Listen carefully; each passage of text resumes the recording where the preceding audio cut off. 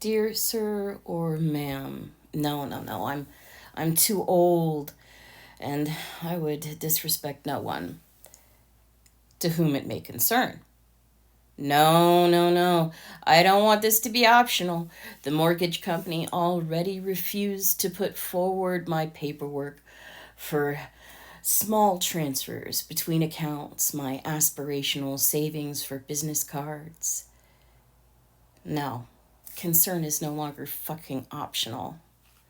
So I can get my name and the address. R.E.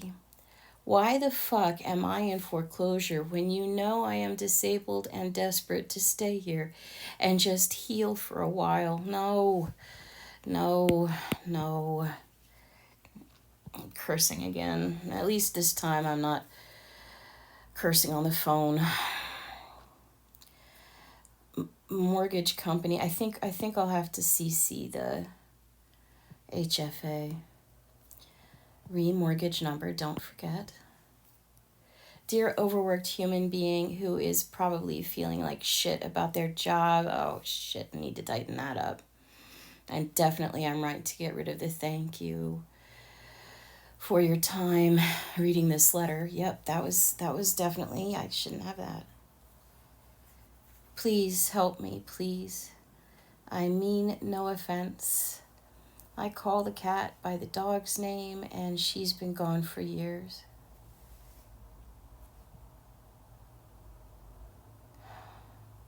Please hear my plea. Ooh, I like that. I have been working with the mortgage company before you and your corporation were my mortgage company since before I had an assigned number for my mortgage with you. My name is Asha Fen and I have lived in this house for 18 years.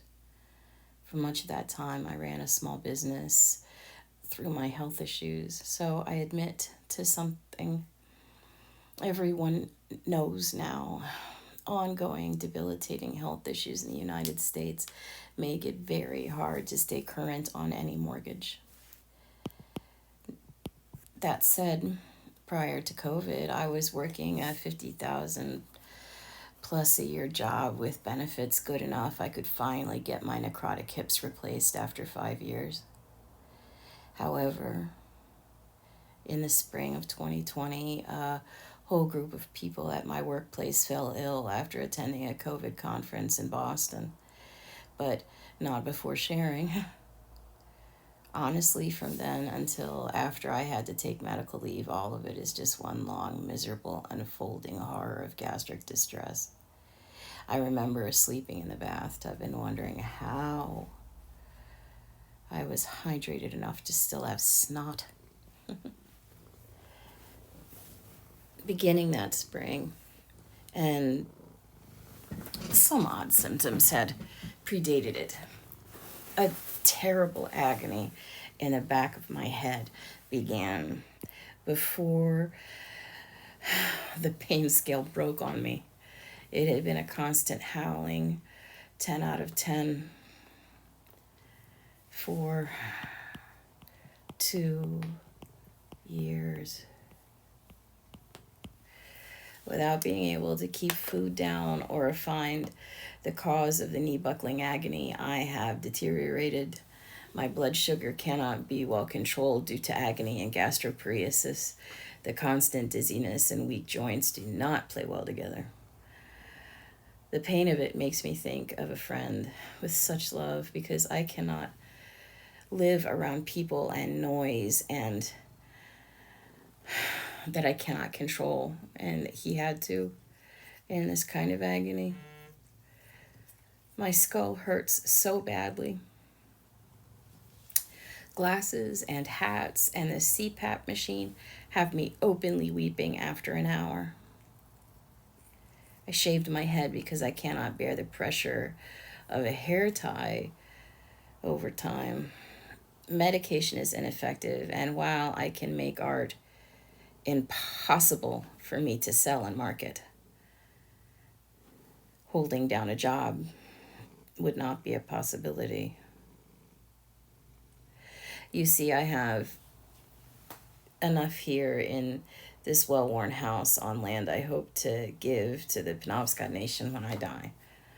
This has been a beloved home to me, sheltering me until I became a source of sanctuary for myself. Only I am stuck here, unable to have more than $2,500 and only given $1,000, even if you pull me out of foreclosure with a government given check.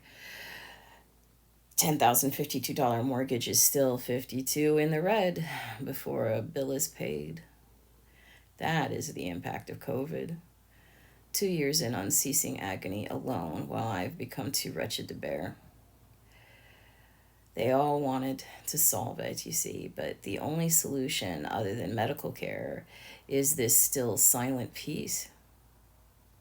Sadly, personal contentment is not lucrative, and poetry has yet to be in fashion during my days. Please let me stay. Failing that, with the housing crisis and my body's limitations, I am still years on waiting lists for a place to live. This time has changed me enough. I need to live in isolation, to live alone now. But this isolation has been gratuitous. If I can secure $1,500 more income enough, I will be okay as long as I spend it all. um, if my art ever blows up, I plan on creating a charity and maintaining this life here or somewhere else with maybe, hopefully, possibly more support. But mortgage company, how can we live all... I'm sorry. How can we all live on the vapor of love and dreams? I long to stay here and heal. Please, please. If you can forward this letter and the original from our correspondence earlier this year for any assistance possible, I will appreciate it. Thank you.